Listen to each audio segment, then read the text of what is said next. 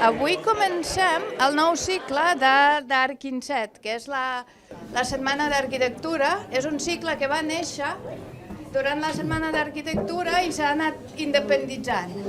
Els últims anys hem anat fent les diferents edicions molt vinculats als Premis FAT, per posar en valor els premiats, els jurats, els finalistes, fins i tot, sense anar més lluny, ara aquestes edicions estem celebrant en un interior seleccionat pels Premis FAT, i això és la intenció també d'una mica anar visitant aquests llocs.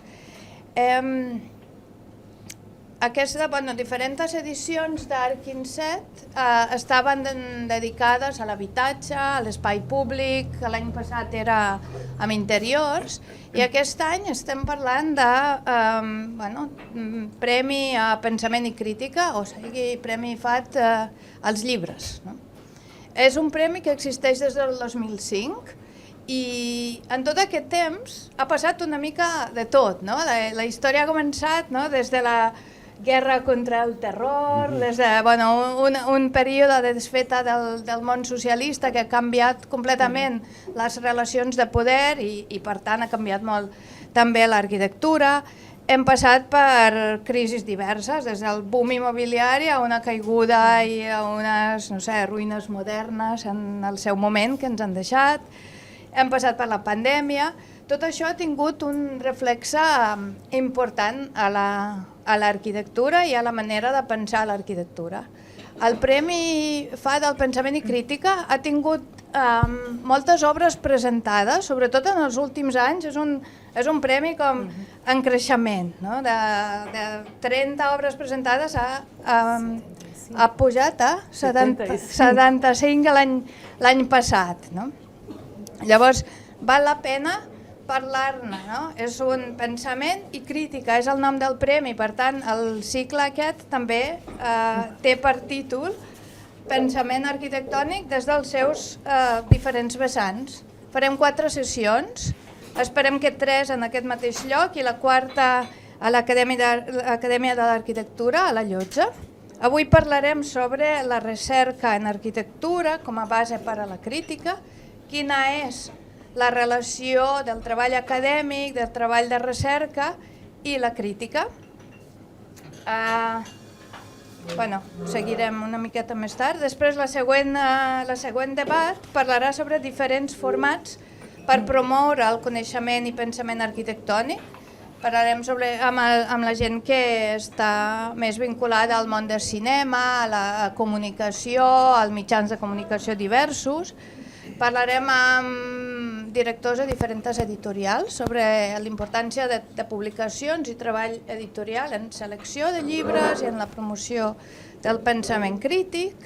I per últim parlarem amb persones del món acadèmic. Tot i que això és molt relatiu perquè la gent que es dedica que tenim avui, que es dedica a la recerca, també està en el món acadèmic. O sigui que són com 2 sessions, diguem-ne, agermanades. Parlarem en l'última sessió, allà a l'Acadèmia d'Arquitectura, sobre com educar el pensament crític. O sigui, com fem a transmetre aquesta capacitat als nostres alumnes.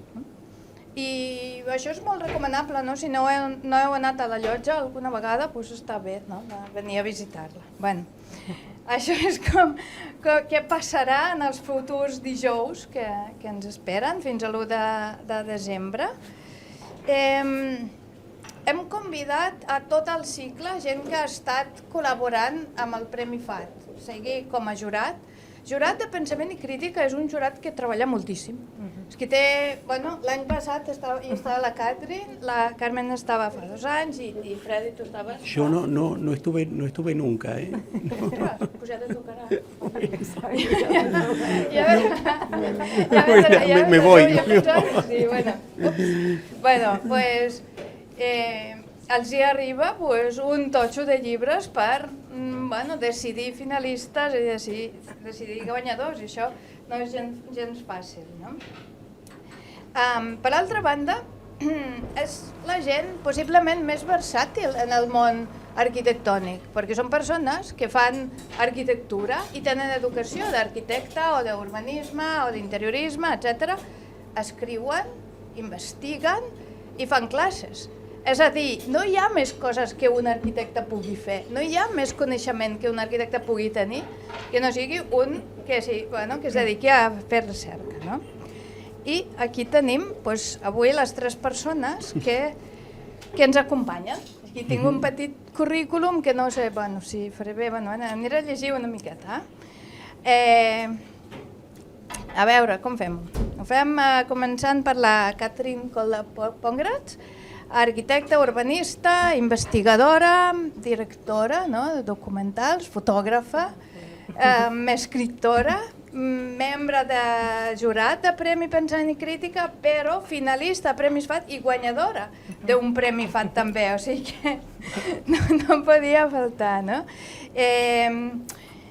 Arquitecta per la Universitat de Múnich, doctora per la Universitat de Karlsruhe, no? Professora a la UIC, allà compartim una miqueta les batalles, no? Però també a la ETSAB de Vallès, no?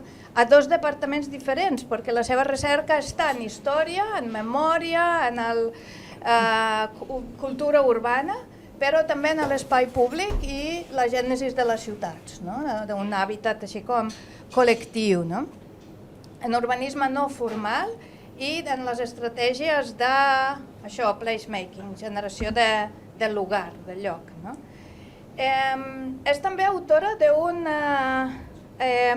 d'un documental molt interessant, que es diu Ciutat Infinita, les voces del ermitaño, que parla sobre un barri autoconstruït a Lima, a Perú, i no sé què més puc dir. El Premi FAT el va guanyar amb el llibre John Turner, Autoconstrucció per a una autonomia de l'habitat. O sigui, també això va donar peu a una taula en el Congrés de Madrid d'historiadors d'arquitectura. European Architectural History Network. Me'n recordo que era molt interessant parlant sobre com l'arquitectura i la construcció informal poden formar, en realitat, teories i maneres de fer. Això és la Catherine, que ens acompanya. Després la Carmen Rodríguez és historiadora de l'art, però molt ficada al món arquitectònic des del principi. Per tant, és coordinadora científica de la Càtedra Gaudí, és professora associada del Departament de Teoria i Història d'Arquitectura a l'ETSAB, també professora del màster Disseny i Producció d'Espais de la UPC, autora de molts llibres, molts dedicats a la modernitat, a la grup R... S'ha fet el que s'ha pogut. El que calia, el que feia falta. Exposicions també de grup R, Puig i Cadafalch, d'Ignacio Solà Morales, era l'última, ara fa... Sí. Fa no tant, i també va ser, aquí vaig com reduint una mica, però també membre de jurat fa 2 o 3 anys, just abans de la pandèmia. Freddy Massat. Que no fui miembro de jurado. Que serà futuro membre de jurat. Ja anunciant, futur membre de jurat, arquitecte per la Facultat de Buenos Aires. Sí. Crític d'arquitectura, molt conegut pel seu blog a l'ABC, al diari, que es diu Viga en el Ojo. La viga en el ojo, sí. Com es diu? Espinilla, no? No, la viene de la... No, la viga es la viga en el ojo y la paja en el ojo ajeno, de ahí viene la... Però això va donar lloc al llibre, Viga en el Ojo, també, i a veure, és professor... Hi ha un currículum que diu professor titular... Sí, me parece que es un poco viejo, porque ya no soy más, de teoría ya no soy más. Ja, les coses a la UIC, però sí que compartíem temps a la UIC un temps i era... profesor de composición también, que lo compartimos. Pues sí, però va donar classes de teoria i crítica que ja està bé. Durante mucho tiempo, pero ya no. Exacte, això és un altre tema. I el Freddy va fer un cicle, va comissariar un cicle com germà d'aquest, o pare d'aquest cicle, Sí. no?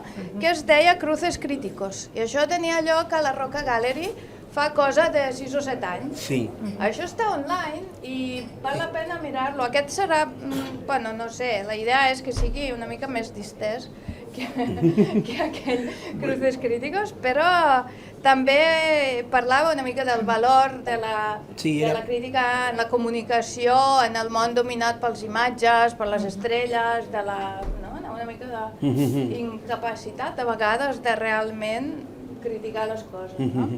Bueno, Ja està. jo ja no m'estendré més. O sigui, la idea és que cadascú de vosaltres posi sobre la taula les vostres recerques, les experiències, la manera de pensar sobre com la recerca pot influir, com pot donar, com diria, base per una crítica ben argumentada i amb una bona base, no? I després, bueno, podem fer preguntes, podem parlar, perquè hi ha molta més gent que també té similar perfil com nosaltres, no? Aleshores hi podem parlar, no? I res més, doncs, això, que gaudiu. Molt bé, Bueno, se'n muchas concentrava, gracias. no? Podeu començar com Nos vulgueu, sentamos. no? Vale, nos sentaremos, Sí. ¿no? Tú Si también. quieren, si me Tú sientan, también. tú te sientas o... Jo m'amarro sobre Exacto. aquí. Porque para eso me siento aquí haciendo ver la espalda. Bueno, ya que estamos en un bar, hagámoslo tipo conversación abierta. Pero no sé quién... ¿Quién quiere? Bueno, que empieza tú. No, Estás porque después conversando. me van a acusar de machista, así que sí. Bueno. Perquè sí que us demanaria el primer que el micro No, només sí. és per la gravació i per tant Sí. no... Hablamos fuerte, sí. Exacte. No sentim en el micro si us demanem... Bueno, però a veure, la gent de fons pot venir.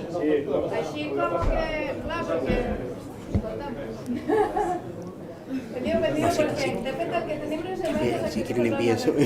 Empieza tú, sí. Venga. ¿Por qué no? Bueno, nada, con perdón entonces. Bueno, nada, se escucha bien por allá atrás. Bueno, cuando nos hicieron estábamos hablando antes, pero estas cosas no se debe hablar de lo que se habla antes de Pero bueno, es un tema que me parece que es muy interesante en el momento en el que estamos, ¿no? Que hay una desconexión del presente con la historia. Y me parece que que la crítica no se puede hacer se puede hacer en presente, pero siempre debe ir atrás en la historia y con un conocimiento bastante cabal de la historia para poder realizar una crítica con sustento hoy en día. Y me parece que eso lo estamos perdiendo y vivimos que en una especie de eterno presente donde la novedad es lo único que tiene valor. Con esto abro un poco la conversación y decir qué les parece, no sé, cómo lo ven ustedes desde la enseñanza o desde la posibilidad. Mi afirmación y a la vez pregunta es: ¿se puede generar una crítica sin el conocimiento de la historia o sin ¿cómo podemos generar una crítica en ese sentido, ¿no? ¿Vos contesta tú? Es una buena pregunta, ¿no? Digamos, yo siempre lo pienso cuando, y aquí hay unos estudiantes también, eso me alegra mucho, de que cuando pedimos referencias y que miren y que hagan referencia a cosas escritas ya, ¿no? ¿Qué peso tiene una cosa que ya está, digamos, formando parte de un canon aceptado, ¿no? Para hacer una investigación urbana o arquitectónica o lo que sea, ¿no? Obviamente la relectura de temas y la insistencia en determinados textos es muy importante. Yo pienso que es muy importante desde cualquier presente que estamos, siempre hay como referencias que tenemos que volver a buscar, ¿no? Y es más, incluso se leen distintamente en distintos momentos de la historia, eso por un lado, ¿no? Y claro, por otro lado hay mucha inmersión en lo que es la actualidad, lo que son también distintas maneras de leer, eso también es todo un tema, ¿no? Desde la presencia, esto también lo hemos hablado antes, de que ir a la biblioteca o buscar o hasta llegar al punto de que uno vaya a un archivo, cosa que nosotros o yo sí he hecho, incluso lo he hecho con muchas ganas y mucho interés, ¿no? Pero este acercamiento hacia la lectura más consolidada, digamos, de realmente ir a la biblioteca, buscar los libros, mientras todo está online, ¿no? Todo está disponible volátilmente, es algo que somos, nos damos cuenta que somos de distintas generaciones de alguna manera, ¿no? Pero bueno, hay que insistir que la lectura de un libro no es reemplazable con tanto lo que se puede generar desde donde sea, ¿no? Y eso para empezar, ¿no? A mí me preocupan algunas cosas que tienen que ver con el ámbito desde el cual se produce la historia y la crítica, y también el lugar de la difusión, cómo se transmite. Me parece que esos dos ejes son fundamentales, más allá de la escuela, la academia. Yo lanzaría una pregunta: ¿es posible hacer investigación fuera del ámbito académico, fuera de la universidad? ¿Alguien que tenga ganas realmente de investigar tiene los recursos y las facilidades que requeriría, ¿no?, cualquier persona con interés por un tema, por pensar un tema, ¿no? Si está fuera de la academia, yo creo que la respuesta es negativa, ¿no? Entonces me parece que el tipo, digamos, de producto que se genera, sobre todo en historia de la arquitectura, ¿no?, más allá de si va a servir o no para fundamentar una crítica, es que se está produciendo en un lugar que tiene un ambiente muy rarificado, ¿no?, muy cerrado, y eso no es bueno. Yo lanzo esta idea quizá porque vengo de la universidad y lo vivo, ¿no? Incluso los jóvenes profesores, esos son los que tienen mayor dificultad para hacer investigación, porque su contrato es un contrato precario y por tanto es un contrato que no les permite investigar. Cuando quieren subir de nivel, entonces les piden que tengan investigación. O sea, hay, digamos, todo un sistema universitario que lo que hace es penalizar la investigación. Y luego, por otro lado, está la difusión. ¿Cuáles son los medios para difundir, digamos, lo que uno trabaja, lo que uno investiga? Y llegan a la gente, no llegan, ¿no? Porque para mí los congresos son también unos búnkeres gremiales, absolutamente, ¿no? Entonces, claro, esos dos ejes, producir y difundir, están en un estado bastante comatoso. Bueno, aquí tengo compañeras con las que comparto estas cuitas, ¿no? Y lo intentamos una y otra vez, ¿no? Pero cuando vas a un congreso, al menos los que estamos en la universidad, nos vemos casi obligados a ir, nos damos cuenta que la historia que se hace, la historiografía, es una historiografía muy conservadora y que no, desde luego, no abre vías, no es una historiografía porosa, ¿no? y digamos capaz de relacionarse con otras disciplinas. Es muy historia canónica. Bueno, yo lo lanzo aquí porque me parece que es una problemática importante. O nos encontramos en otra dificultad, y puedo mencionar un trabajo propio, ¿no?, que es, por ejemplo, el librito que ha estado finalista en el premio FAD, que se llama Landscapes of Pressure, que es una investigación independiente que salió de una preocupación sobre la locura que era el proyecto de Eurovegas, que iba a comer una serie de territorios en España, ¿no?, y que venía de una preocupación tanto de pensamiento como de fotografía, ¿no?, y finalmente decidiendo de hacer una autopublicación. En el mundo académico este libro no cuenta, ni siquiera lo puedes mencionar, por decirlo de alguna manera, ni en los sexenios ni en ninguna acreditación, porque es una autopublicación, es una investigación independiente en ese sentido, ¿no? Y por otro lado, claro, sale fuera de un contexto que es el que marcan las revistas indexadas, que son los requerimientos que nos pone cada vez más la academia, ¿no? Y es también un absurdo, porque claro, justamente esa difusión a través de una exposición fotográfica, a través de una aproximación a la crítica desde un ámbito más artístico, creativo, podríamos decir, es algo que me ha interesado y es, creo que, algo que deberíamos fomentar, ¿no? Pero que, digamos, dentro del canon de la universidad no encaja, ¿no? En este sentido, lo que empezaste a poner en la mesa es muy relevante, ¿no? Yo voy a decir aquí un par de ideas desde mi experiencia, aunque no soy ponente, pero bueno, ya que habéis hablado de investigación independiente, porque soy campeona de investigación independiente no financiada, autopublicada, que no cuenta para nada, porque no, así es. O sea, no está ahí, o sea, la ACU no, como que no le interesa, ¿no?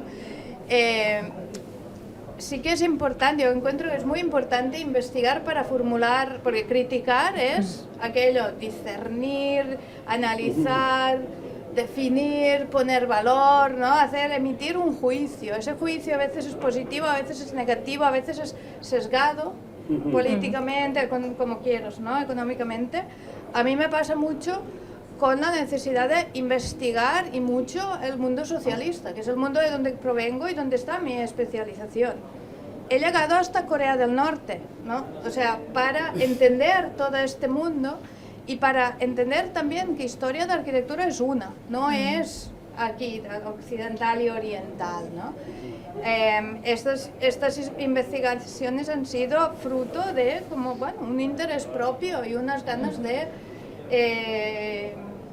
poner en conocimiento, entender qué pasa, ¿no? La investigación de Corea del Norte había al final estado en una Bienal de Venecia, en un pabellón que ganó León de Oro por la valentía que tenía.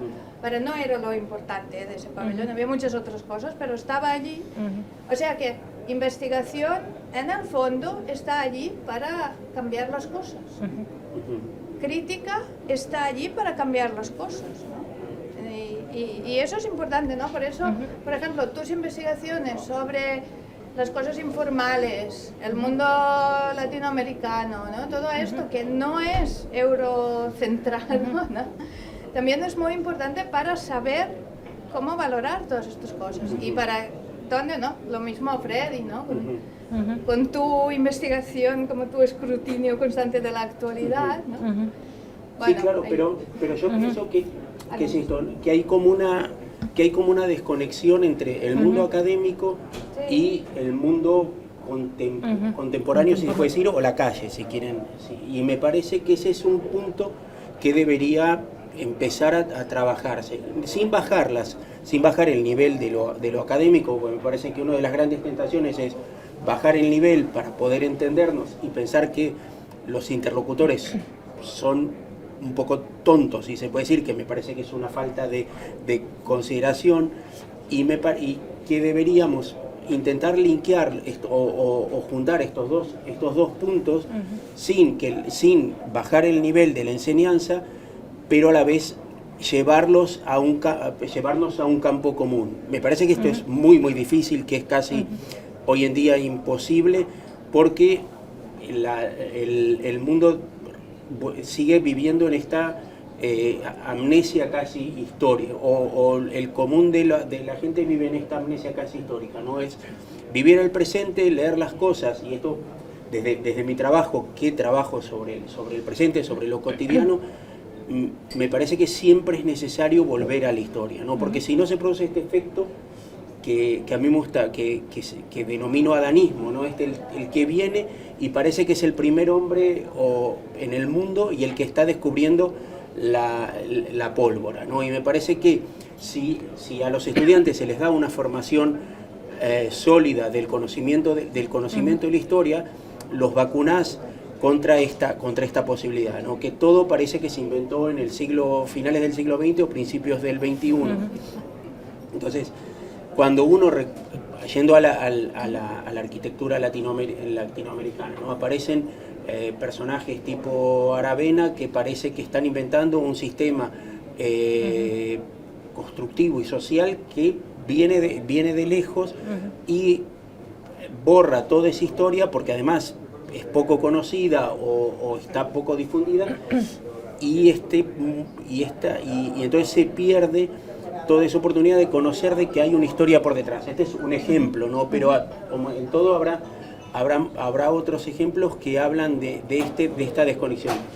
No sé si ustedes tienen la solución. Yo creo que estamos en un momento en que cambiamos las cosas de raíz, o va a haber una incomunicación generacional muy muy grande, ¿no? No sé cómo se puede.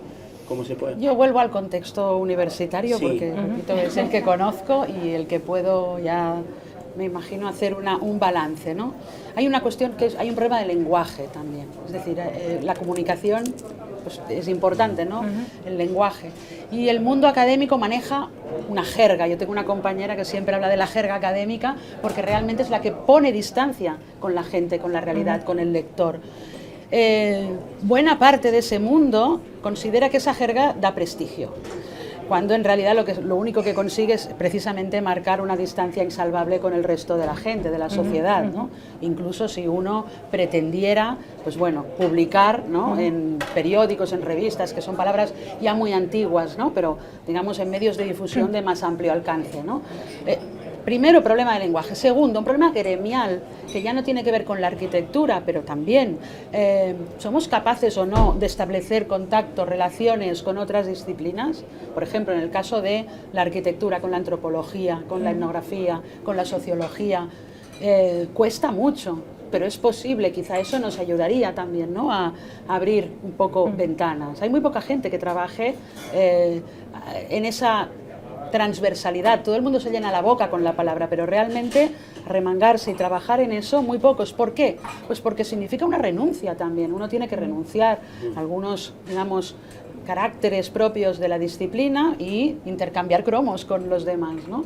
Entonces, bueno, ahí también hay ese problema. Y luego, un tercer elemento que a mí me parece esencial. ¿Podemos hablar de una crítica y también de una historia más desinhibida, más abierta, más creativa, más imaginativa? ¿Por qué no? ¿Por qué no puede ser la historia de la arquitectura o la historia de lo que sea, del urbanismo, pues bueno, creativa, imaginativa, ¿no?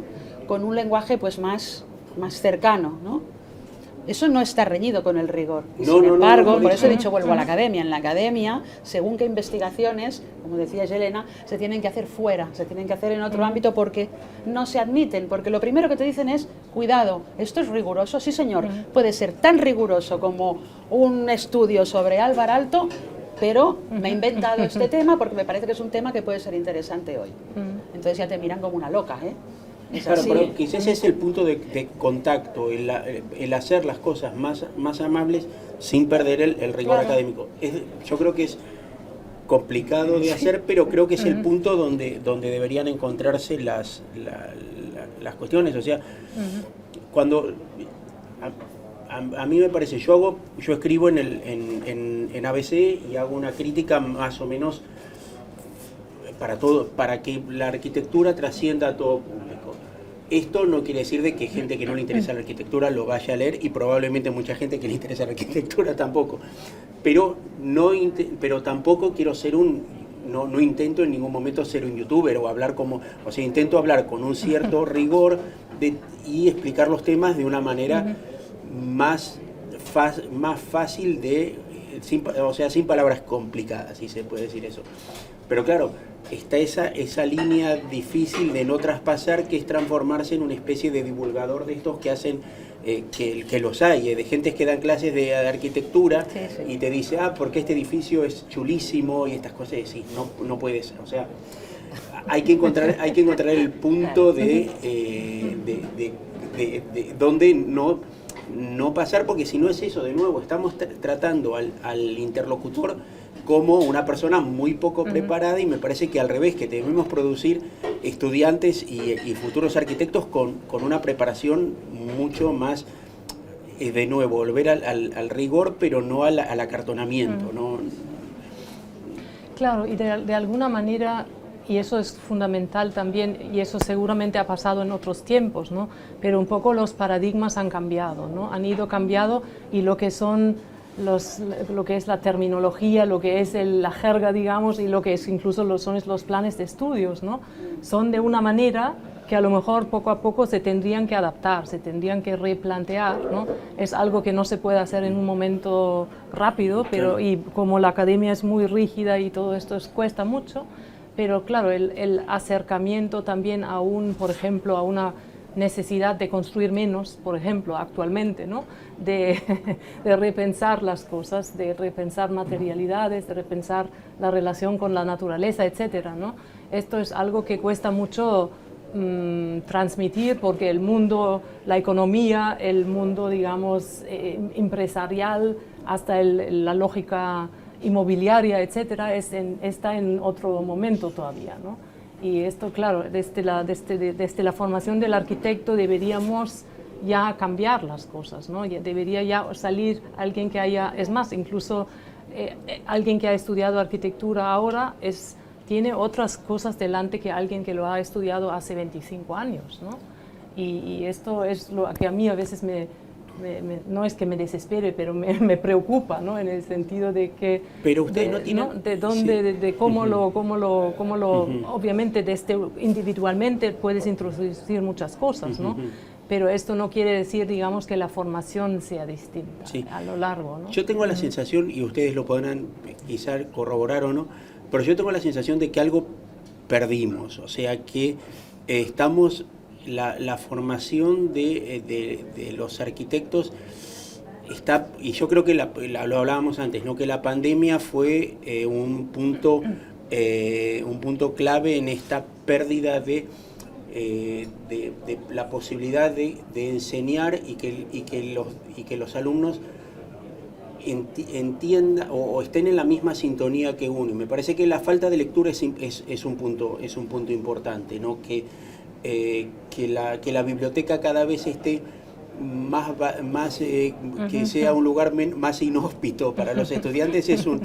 Quizás porque hoy lo tienen todo en online y no quiero quedar como un cavernícola, pero quizás porque lo tienen todo online, pero de nuevo creo que hoy es una oportunidad muy buena porque tenés toda la información que a nosotros, que somos más antiguos, nos costaba mucho, no para decir más viejos, pero nos costaba mucho, era una información que nos costaba mucho llegar y hoy está toda disponible y probablemente esa facilidad de llegada de la información está haciendo de que la información no sea casi necesaria, ¿no? Es como que entender esa información se está volviendo, o sea, hay muchísima información, pero la comprensión de esa información es más compleja. Bueno, ha habido cosas... porque habéis dicho cosas muy chulas tú y Carmen y tal, pero yo os explico, ¿no? Pues un marco... No, es igual. Bueno, perdona. Ya, os explico, ahora estoy traumatizado y os explico por qué, digamos. Yo me llamo Marco Aureli, ¿no? Como el emperador, ¿no? Y entonces en su momento... Él también es emperador. En su momento descubrí ahí el libro de las meditaciones del emperador Marco Aurelio, que es un libro cojonudo, que te lo lees y es un personaje que parece escrito el año pasado.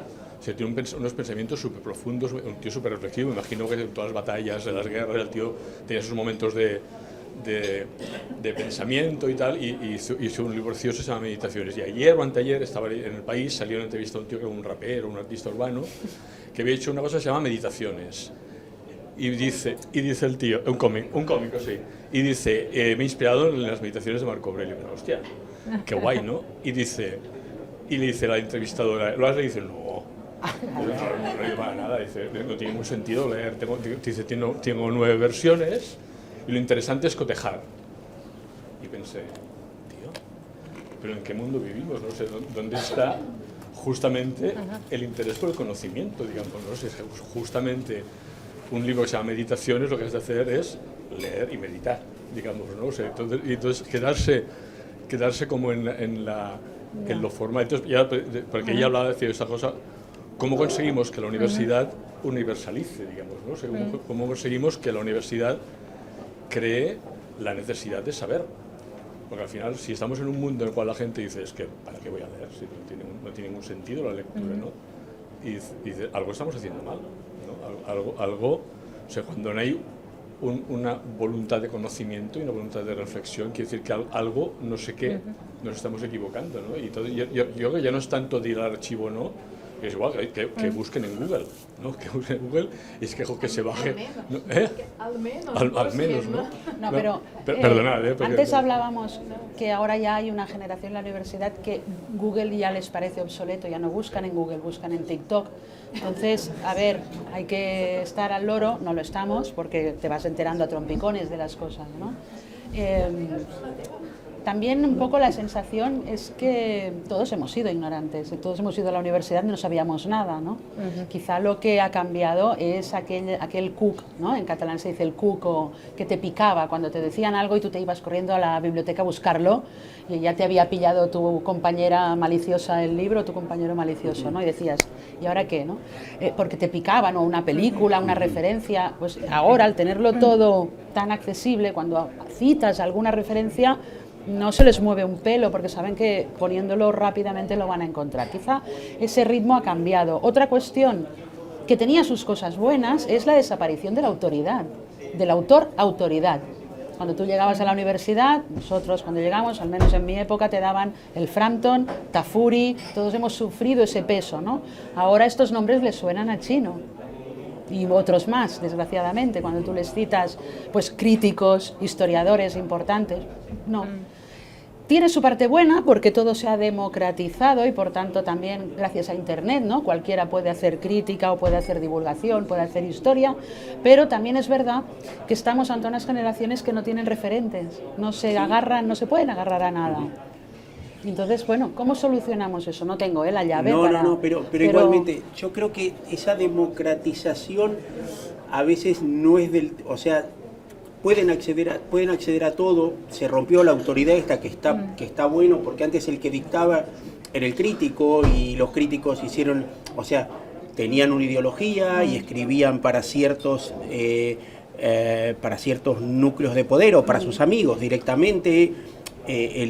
La historia de la arquitectura está escrita normalmente por hombres sí. y todas estas cosas que hoy en día se podría romper con esa inercia, pero en lugar de romperse con esa inercia, caemos en una cuestión de vacuidad, ¿no? Y me parece que está bueno que haya gente joven en el auditorio, espero que no los estemos aburriendo, pero creo que muchas veces los responsabilizamos a ellos, y creo que hay una generación que es la nuestra que fue demasiado paternalista o digámoslo maternalista también si quieren pero digo que fue demasiado paternalista en el sentido de querer contenerlos y que no sufran y tal, y me parece que el conocimiento no es fácil de adquirir, o sea, el conocimiento puede volar por ahí y si uno no se esmera y no se sienta y no... Da lo mismo que ante el papel o ante el ordenador o mejor no ante ciertos tutoriales de YouTube, mejor que no. Pero creo que hay que enseñarles que las cosas no son gratis. O sea que, y creo que yo hace tiempo que tengo esta sensación que nuestra generación se equivocó en algunas cosas y creo que en cierto modo los infravaloramos o fuimos demasiado paternalistas. Me parece que cuando uno les mete el interés está... Sí, y yo creo que justo lo que dices, ahí nos vuelve, digamos, no seamos tan pesimistas ni nada por el estilo, sino más bien nos devuelve la responsabilidad un poco a nosotros, ¿no? Porque por un lado, pensando todavía en los canones de lo que se tiene que saber, es una cosa, ¿no? Pero por otro lado también a lo mejor tenemos que transmitirlo de otra forma, ¿no?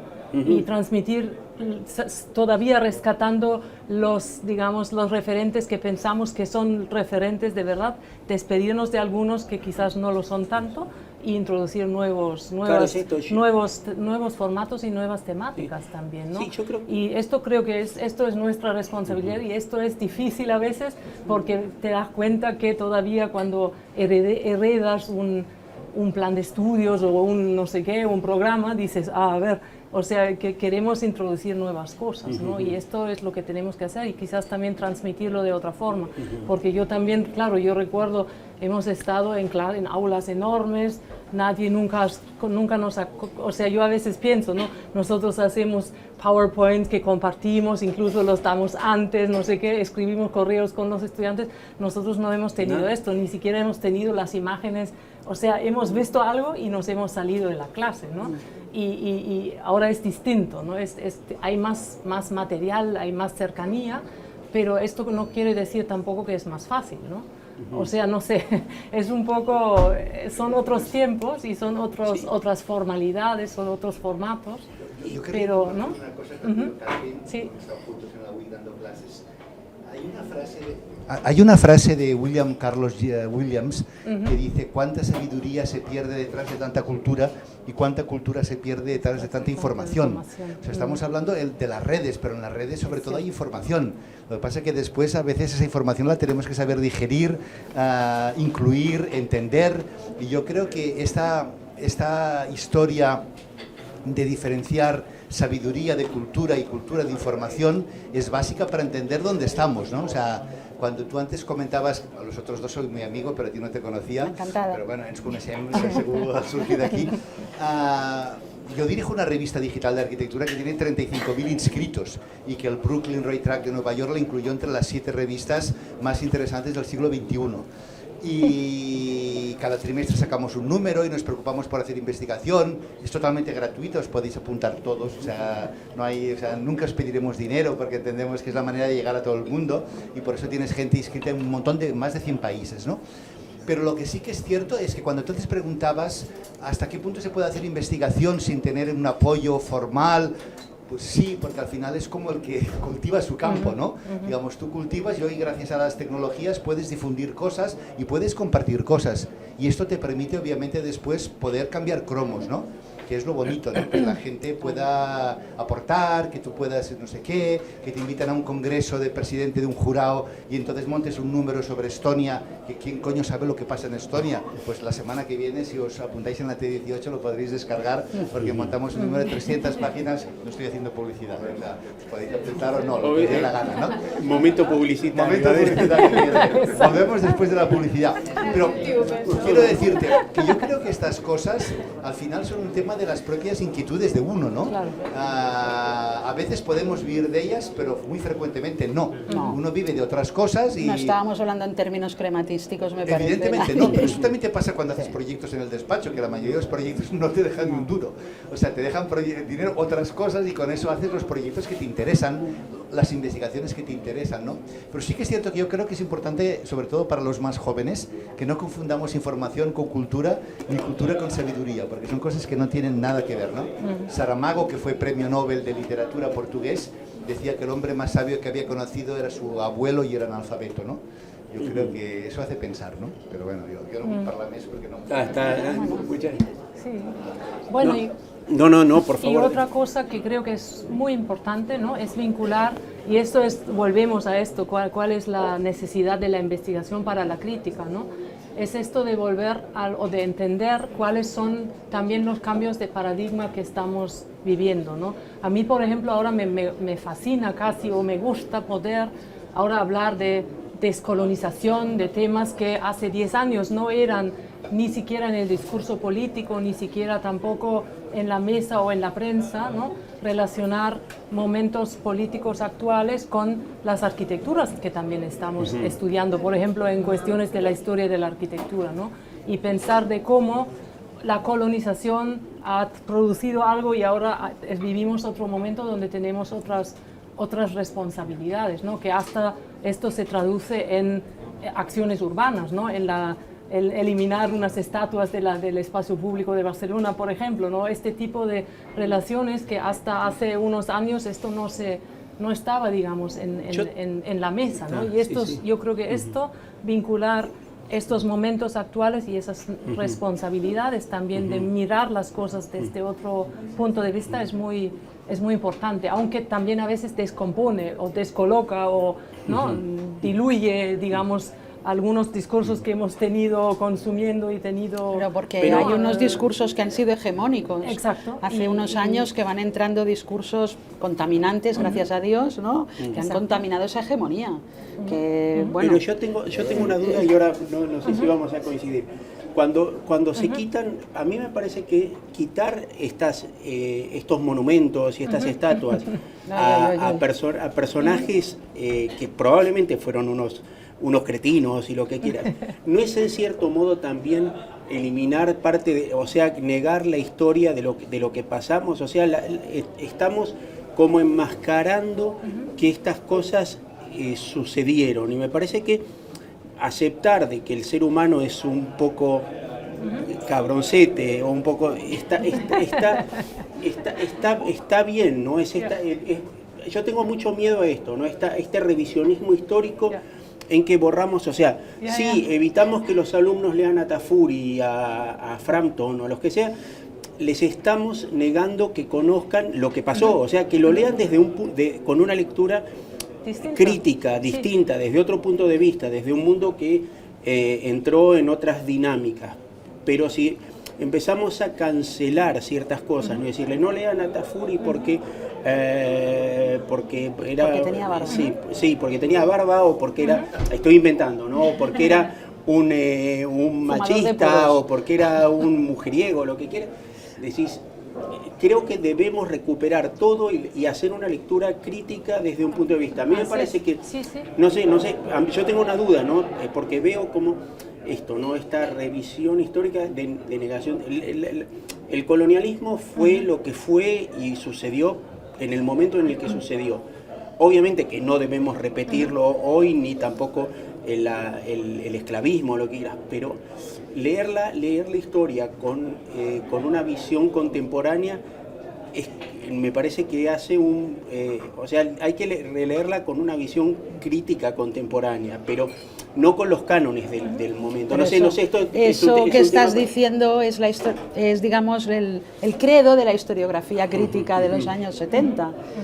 Es la historia como instrumento crítico, activo, para comprender el presente. Es lo que, digamos, es la herencia, ¿no? que hemos recibido. ¿Qué ganaríamos, qué ganaríamos si sacamos la estatua? En Argentina se hizo, en Buenos Aires, la estatua de Colón, ¿no? Bueno, yo no puedo decir nada porque yo hice un estudio sobre la estatua precisamente para que el ayuntamiento lo tuviera a mano por si acaso pedían retirarla, ¿no? Y entonces me di cuenta que no había ningún estudio de Colón, ¿no? Porque, ostres, està molt bé. Está bueno, intervenga, sí, dale. Perdone. Crec que aneu passant el micròfon, que ja som com ja hi ha prou informalitat, no? Tant de menjar i tanta Bueno, me da igual, ja sí. podeu... Castellano o catalán, lo que prefieras. Lo mismo, a mí me da igual. No sé. Tanto me da, pero no me da igual, no tengo ningún problema. Sí que es cierto que, bueno, yo trabajo en Incasol, soy Cristina Clotet, llevo la parte internacional y de gabinete técnico, y sí que tengo que decir que estamos muy contentos. Yo creo que hemos avanzado mucho en cuanto a la administración pública, en temas de resarcas, que justo cuando intentas hablar de una palabra y te salen todos los idiomas menos en castellano, da igual, pero la búsqueda, investigación, pero investigación es distinto porque lo traduciría con investigación y quizá hasta para mí sí, lo depuraría de una forma diferente, pero bueno, te la compro, sí, pero bueno, sí, exacto, porque puede ser aplicada o no aplicada, pero bueno, más allá. Sí que es cierto que yo creo que estamos empezando a cambiar el hecho de decir, ostras, es muy importante, evidentemente las universidades, estamos haciendo convenios con varias de ellas, tenemos 3 convenios a día de hoy firmados, con lo cual puedo decir que estamos muy contentos, que con unas son más fáciles que con otras, evidentemente, porque todo depende de la inmensidad de la propia universidad.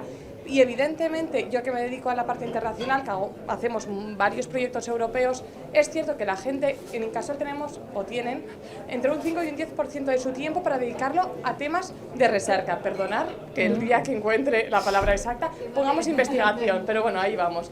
Entonces, esto también me los adquiero para que se dediquen a temas internacionales. Cuando estás haciendo un proyecto europeo, es que es esto. O sea, todos los que trabajamos, una gran parte que nos pagan el tanto por ciento de horas trabajadas del personal, es para investigar, no es para otros temas. Aparte, luego lo puedes aplicar en una obra, lo que quieras. Pero sí que es cierto que la persona que realmente se implica a eso no está un 5 o un 10%, está su jornada laboral más un 20 o un 30%. Y viene a ser lo mismo, las personas que desde la universidad tienen inculcada para mí es una gracia, esa gracia de que te interesa más allá, pues dedicas más allá de tu tiempo. Entonces, sí que creo que es básico, y es básico las palabras que decías. Para mí, hemos estado implicados desde hace, llevamos más de 7 o 8 años trabajando, en regeneración urbana como tal, muchos, pero en temas particulares y evidentemente alineándolo con Europa y demás, la regeneración urbana, el uso sostenible del suelo, las soluciones basadas en la natura.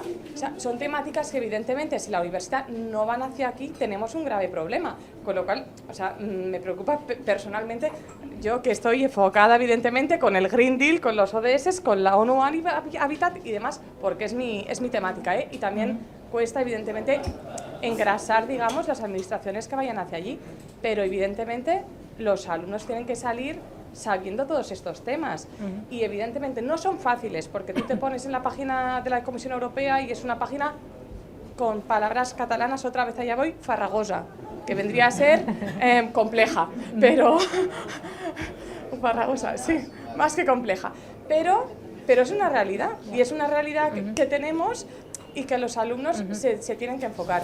Y ahí voy. Ya está, gracias. No sé, Ali. Aquí hay un... Como miembro igual un poco más joven de todo esto, Pero te estás yo llamando viejo, se y está oyendo todo lo que decís, bueno, a ver, tampoco tanto, no nos pasemos. No, yo quería, un poco como contestación a lo que tú has dicho y un poco a lo que habéis hablado, yo acabé la carrera hace 9 años y no me hablaron casi de sostenibilidad en ningún momento de la carrera. Entonces, todo va a ir cambiando muy rápido.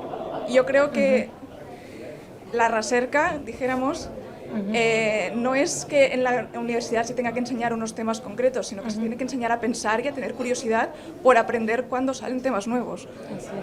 Por tener la capacidad de, por ti mismo, ser capaz de buscar, de tener curiosidad por buscar esta información. Ahora estamos hablando de estos del tema del Green Deal y todo esto, pero dentro de 3 años va a ser otra cosa. Sí, eso es el peligro también de que yo creo que la sostenibilidad es un tema que se viene hablando desde hace mucho tiempo y que parece que, de nuevo, que también que se inventó hace 2 días, ¿sí? Es que también es eso, la universidad debe ser un lugar donde no sé cómo explicarlo, pero debe vacunarse un poco contra las modas y tomar los temas desde un punto de vista en profundidad, ¿no? Porque yo creo que hay que conservar un cierto prestigio de la universidad sin o sea, es muy difícil explicarlo, porque no sé cómo se logra esto sin esta guetización o acartonamiento de la universidad, pero yo creo que está el peligro de que la universidad se transforme en un lugar que se adhiera a las modas y que trate los temas de último momento como una especie de reclamo, y por eso lo que hablábamos antes, fuera de cámara, que la universidad muchas veces intenta ayornarse al momento y ponerse al día, y debe conservar una cierta cuestión de peso y de complejidad del pensamiento que no se debe perder. Obviamente que se deben hablar de temas de actualidad, es importante, pero también mantener el peso de la historia y del que se va perdiendo en detrimento de otras asignaturas. Y esto no es que estoy haciendo... no lo dudamos. Es que nos han llamado para hablar de historia. Por eso. Porque para hablar de pensamiento crítico de los estudiantes hay otra sesión. Sí. Entonces, cuidado que les estamos pisando a... No, por eso. Cómo la historia claro, se va es la arrinconando, historia, se va poniendo en un lugar secundario. para Dentro, mucho, sí. Cómo se va poniendo en un lugar secundario, ¿no? Claro. Dentro de la universidad. Esto me parece importante hablábamos también. Me gustaría decir algo. Yo creo que este comentario ha sido muy interesante porque yo llevo ahora 20 años escribiendo crítica y he cambiado últimamente el punto de vista sobre la arquitectura y el diseño. Antes yo citaba pues eso, a Frampton, Tafuri, ¿no? Y tenía una visión más... digamos, un punto de vista de la crítica basada en la historia, ¿no? En los precedentes arquitectónicos. Pero últimamente, bueno, me está preocupando mucho el tema de cambio climático, etcétera, y ahora me he convertido, digamos, en un crítico activista. Y yo creo que, por ejemplo, mi investigación ahora consiste ya no tanto en investigar historia, sino es más... diré casi investigación científica. Estoy intentando saber pues cómo funcionan los materiales, ¿no? Que son capaces de secuestrar el CO2, bla, bla, bla, ¿no? Entonces, estas cosas ahora, por esta tal vez este paradigma, cambio de paradigma que has mencionado, Catherine. Yo creo que la investigación también tiene que mirar siempre los nuevos temas que surgen, ver dónde han estado en el pasado, porque esto también pasa, eso es muy importante, pero también poner pies y cabeza a lo que está surgiendo. Yo creo que, bueno, aquí como poniendo un poco de, no sé, como un de resumen, ¿no? Que lo que sí que hay que transmitir es una especie de filtro, ¿no? De qué hacer con tanta información, cómo organizar tanta información. Y es un trabajo, por un lado, educativo, didáctico, pero también crítico, ¿no? Es una cosa que sí que quizás es transmisible, ¿no? Delante de tanta información, qué hacer con ella, cómo organizarla, ¿no?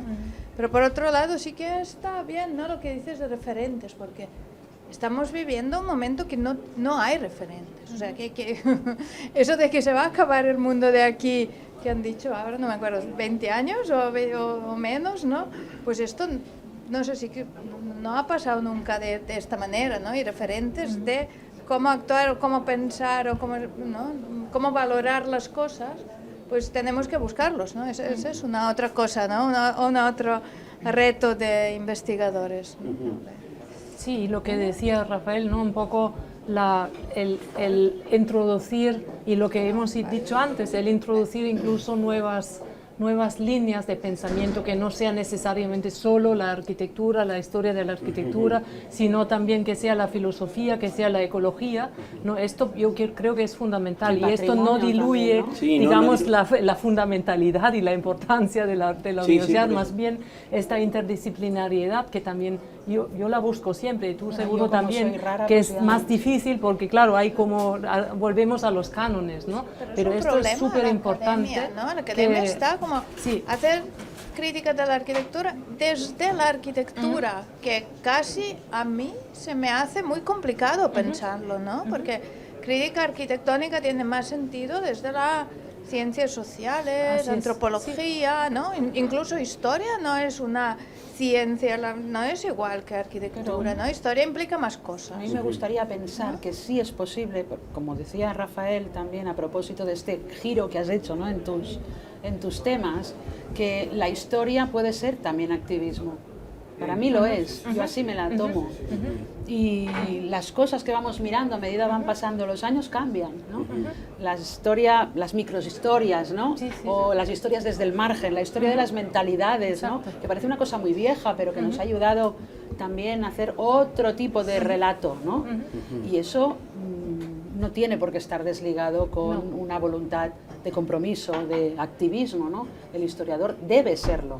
Otra cosa es que lo seamos, no digo que lo seamos, pero sí que es una obligación que tenemos, ¿no? Porque si no te conviertes en una especie de, no sé, contador de cuentos, y no es el caso, no debería. Sí. Bueno, no sé si recupero... Hola. Disculpeu que he arribat molt tard, problemes de metges que van tard. Com que he arribat tard, potser pixo una mica fora de test, però hi ha una diferència important, que volia dir com tres coses. Hi ha com una diferència important entre la història i la crítica. No sé si això ja ho heu introduït una mica, però crec que en el nostre país s'ha fet servir molt la història com un succedani o com una alternativa a la crítica, mentre que el món anglosaxó, sobretot el món francès i després el món anglosaxó, ha utilitzat més la crítica, no? I aquí és on volia lligar amb coses que anàveu dient ara, no? Per això he demanat la paraula. La crítica vindria a ser aquesta forma d'interpretar fenòmens complexos, fenòmens que ens costen d'entendre, entre ells el futur aquest que no sabem com abordar, no? Des de la teoria, no? Des de la teoria. I per utilitzar la teoria sí que es fa recurs a les ciències i a les ciències socials, a la història, entre altres, però també sobretot a altres ciències, pot ser ciències més de la naturalesa, com ara deia el Rafael, poden ser ciències més socials, l'antropologia, la sociologia, la història, etc., que sí que han fet esforços per explicar les relacions que hi ha entre els fenòmens, no? I la crítica hauria d'explicar l'arquitectura no des de l'arquitectura mateixa i tampoc des de la història de l'arquitectura, perquè això és història de l'arquitectura, no és teoria o no és crítica, sinó que crec que hauria d'intentar abordar l'explicació dels relats arquitectònics des de com aquests relats tenen que veure amb la resta de relats del nostre món. Si nosaltres volem explicar no sé, volem explicar com la nostra societat es defensa o es desenvolupa en un moment de crisi i de canvi, l'arquitectura pot ser que també tingui un discurs, una explicació, un relat, no? És veritat que hi ha hagut en els últims anys, molts anys, 10-15 anys, una mena de, no sé com dir-ne, com mutació d'això que jo estic dient, que seria una visió potser més antiga, més clàssica, cap a una posició de la crítica potser una mica més activista, no? Més política, que pren postura, i altre cop que intenta, perquè aquí està el gran problema, la crítica transforma el mundo o no lo transforma, ¿no? Esa es la gran pregunta de Marx y de otros antes. I la idea és, bueno, hi ha hagut en els últims anys una crítica que ha volgut ser molt més política, que s'ha posicionat i que ha fet molt més... s'ha posicionat políticament per fer aquesta transformació del món, no?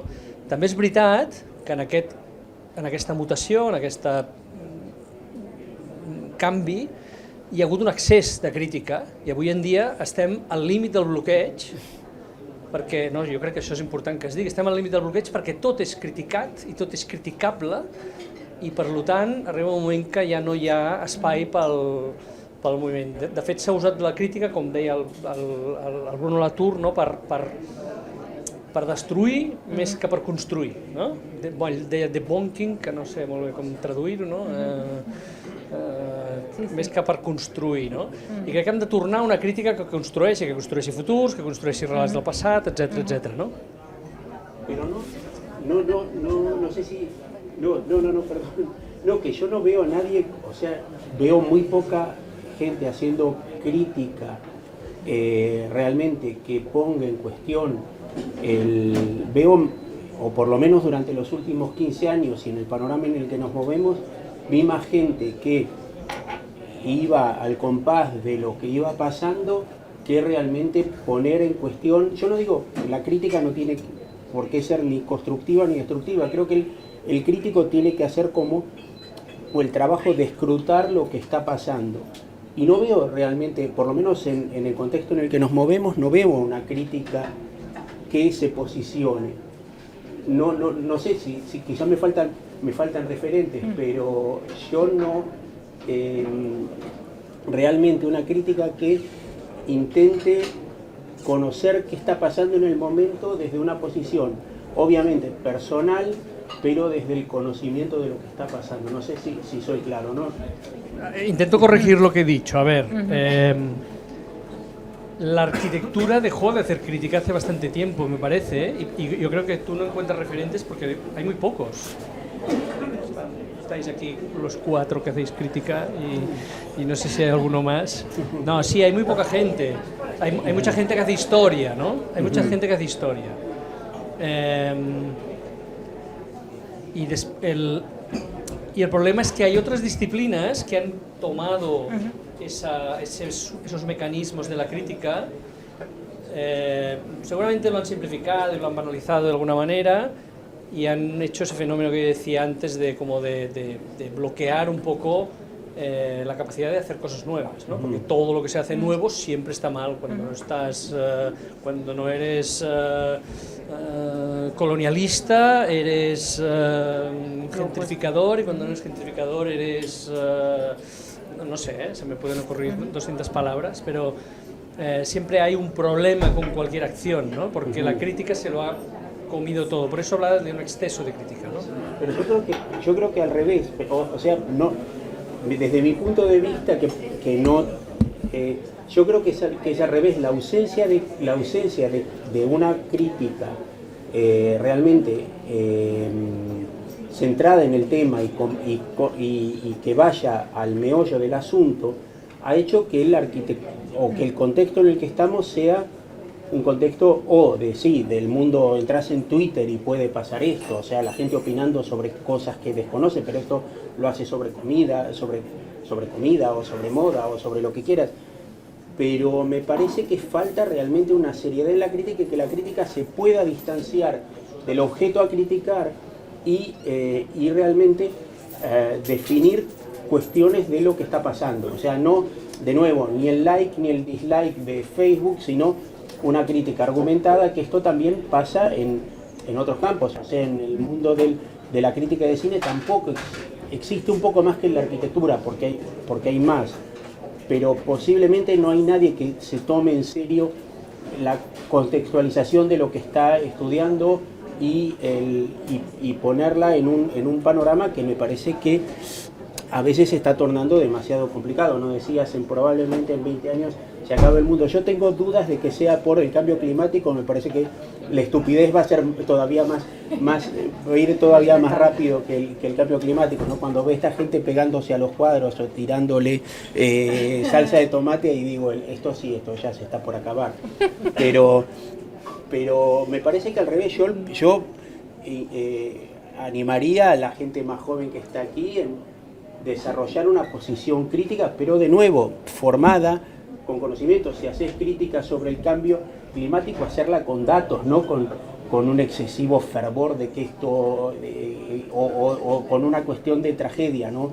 O con un fanatismo a ciertos materiales, ¿no? Ahora hay que construir todo en Adobe porque el Adobe es la solución. No, investiguemos, veamos en qué contextos, en qué lugares, y esto es el papel, me parece, del que va, no sé si guiando o dando algunas pistas por donde piensa que las cosas pueden ir. Perdón que robé. No, es que, bueno, de hecho yo es que iba a acabar la sesión porque creo que se ha muerto de éxito un poco y no sé, teníamos como un programa hasta más o menos 1 hora y media o así, y como que no podemos... no sé, invadir más el bar vale. ¿No? Algo así. Lo que decías tú, de hecho, realmente suena un poco a conclusión, ¿no? De hecho, investigar para poder formular, poder dar una crítica, dar un valor a las cosas, situarlo en su contexto, pero ser también honesto y transparente en todo este proceso de investigación, ¿no? O sea, que no formular una crítica como a la brava, por decir algo. No sé si vosotros queríais añadir... Yo no quería. No, las palabras ya son tan apocalípticas que ya... No era la intención. No, bueno, un poco sí. Esto, pues gracias a todos, ¿no? Por venir. ¿Tú quieres decir algo? Dar las gracias al bar, al Villa, a los ponentes. Bueno, se puede seguir conversando. Sí, podem, bueno, és això, que podem continuar per aquí debatent, però més en plan informal, que no ja ocupant això.